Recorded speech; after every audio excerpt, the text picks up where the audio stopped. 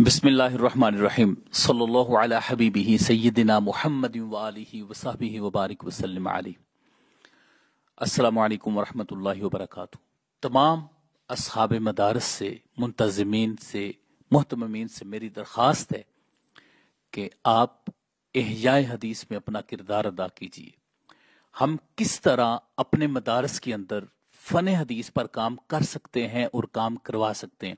और कैसे हमारे मदारस के अंदर बेहतरीन अफराद पैदा हो सकते हैं जो फन हदीस के अंदर काम करने वाले होंगे। उनमें से एक ये तरीका है कि हम बाकायदा जो दरस निज़ामी का निसाब है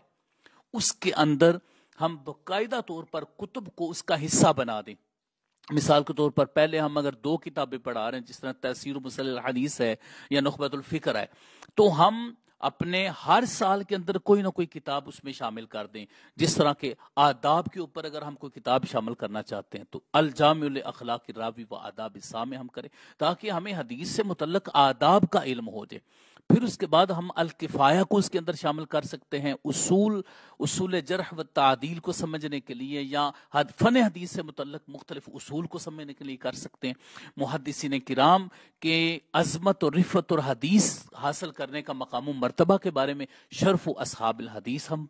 उसमें ऐड करवा सकते हैं। इसी तरह बाकी जितनी भी मारिफत उलूमुल हदीस है, मुक़द्दमा इब्न सलाह है, इन किताबों को हम अपने निसाब का हिस्सा अगर बना दें और तलबा की नज़र से ये किताबें गुजरें, तो यकीन कीजिए कि तलबा का ऑटोमेटिकली हदीस पाक की तरफ रुझान बढ़ जाएगा। और हमारे निसाब में कम अज कम जो दरस निज़ामी का 8 से 9 साल निसाब होता है, अगर उसके अंदर तखरीजुल हदीस का कोर्स पढ़वाया जाए, जरह व तादील का बाकायदा तौर पर एक कोर्स पढ़ाया जाए, और इसके अलावा हदीस की तारीख के एतबार से तदवीन हदीस है और हुज्जियत हदीस है, अगर हम इस हवाले से भी कोर्सेज रखें, तो हदीस पर तालिब इल्म हर साल में अगर एक एक दो दो किताबें पढ़ता चला जाएगा तो इस फन पर उसकी महारत भी हो जाएगी, और साथ साथ वो ऐसी कुतुब की तरफ अपना रुझान रखेगा जिसका ताल्लुक फन हदीस के साथ हो सकता है। तो एक तो यह है कि निसाब के अंदर हमें हदीस, इल्म हदीस के मुतल्लक ज़ख़ीरा शामिल करना चाहिए।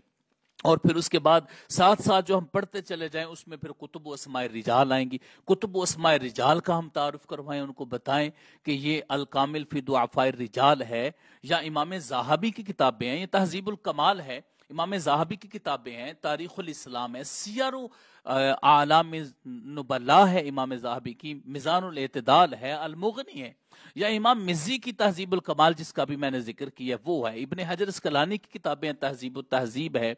लिसानुल मीज़ान है उनकी किताब। तो इस तरीके से जो फ़ने हदीस के अंदर अस्मा और रिजाल की किताबें, क्योंकि रावी जो होते हैं किसी भी मैदान के, जो रिजाल होते हैं उनकी बड़ी अहमियत होती है, तो उनका तारुफ हम उनको करवाएं तलबा को।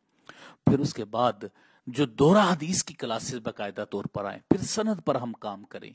जो कुतुब अस्माए रिजाल हैं इनका बाकायदा तौर पर मजीद तारुफ उनको करवाएं, हदीस पर हुक्म लगाने का तरीका कार उनको बताएं, फिर हदीस के मतन के बारे में उनको मुख्तलिफ उसूल क़वानीन हम समझाएं। तो यकीनन वो जब हमारे जामिया से फारिग होंगे तो वो इस फन के साथ ताल्लुक रखने वाली एक शख्सियत के तौर पर लोगों के सामने आएंगे। फिर उसके बाद दूसरा तरीका हम ये इख्तियार कर सकते हैं कि दरस निज़ामी के फौरी बाद तखस्सुस फिल हदीस का एहतमाम करें।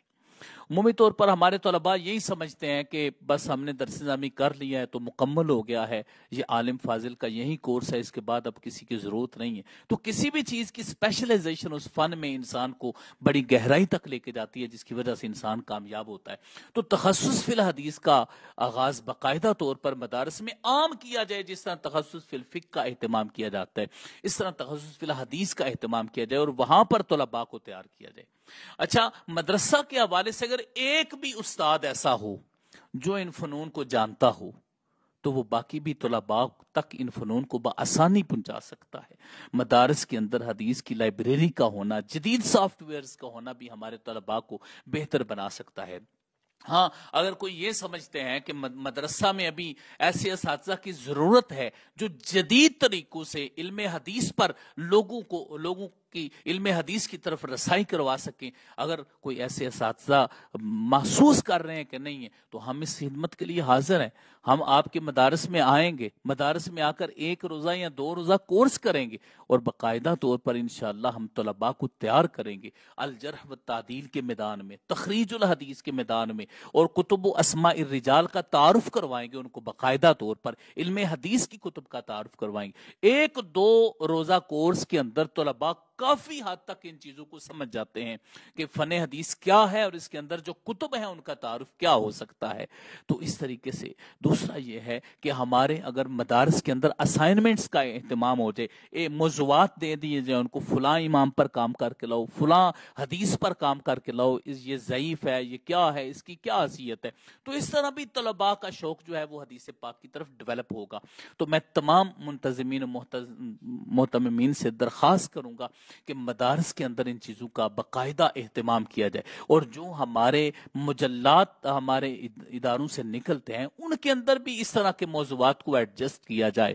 اور حدیث پاک کے فن کی طرف توجہ کی جائے. ڈائریکٹ رسول اللہ صلی اللہ علیہ وسلم کا فیضان ہے, اس سے ہمارے مدارس میں مزید برکات آئیں گی, رسول اللہ صلی اللہ علیہ وسلم کی نگاہ پاک حاصل ہوگی, حدیث کے میدان میں زیادہ کام کرنے والے لوگ سامنے آئیں گے, اور ایک جو خلا کافی عرصہ سے چلا آ رہا ہے وہ خلا پر ہوگا. اگر اس میں کسی طرح کی ہمارے تعاون کی ضرورت ہو, ہماری حاضری کی ضرورت ہو, تو ہم ہر وقت حاضر ہیں. آپ ہمیں حکم فرمائیں, ہم مدارس میں حاضر ہوں گے اور انشاءاللہ یہ حدیث پاک کے کورس کروائیں گے. جس طرح پہلے ہم نے دارالعلوم محمدیہ غوثیہ بھیرا شریف میں ایک پروگرام کیا, پھر اس کے بعد دارالعلوم جامعہ نعیمیہ لاہور کے اندر ایک پروگرام ہوا, پھر راوی ریان شریف میں پروگرام ہوا, ترنول اسلام آباد میں پروگرام ہوا. اس طرح مختلف مدارس میں الحمدللہ رب العالمین جو ہم نے ایک سلسلہ شروع کر رکھا ہے, اس خدمت کے لیے بھی ہم حاضر ہیں. صرف یہ ہے کہ اگر اس فن حدیث کو باقاعدہ طور پر اس نصاب کا حصہ بنا دیا جائے, مدارس کا حصہ بنا دیا جائے, تخصصات میں اس کو شامل کر دیا جائے, اساتذہ ایسے تیار کر دیے جائیں, تو پھر رسول اللہ صلی اللہ علیہ وسلم کی حدیث پاک کی خدمت کی یاد اسلاف کی دوبارہ سے تازہ ہو سکتی ہے, اور ہمارے افراد بھی باقاعدہ طور پر اس طرح کے تیار ہو سکتے ہیں. اللہ رب العزت ہمیں اس ایسی کاوش کی توفیقات نصیب فرمائے. آمین یا رب العالمین. صلی اللہ علیہ حبیبی سیدنا محمد و آلہ.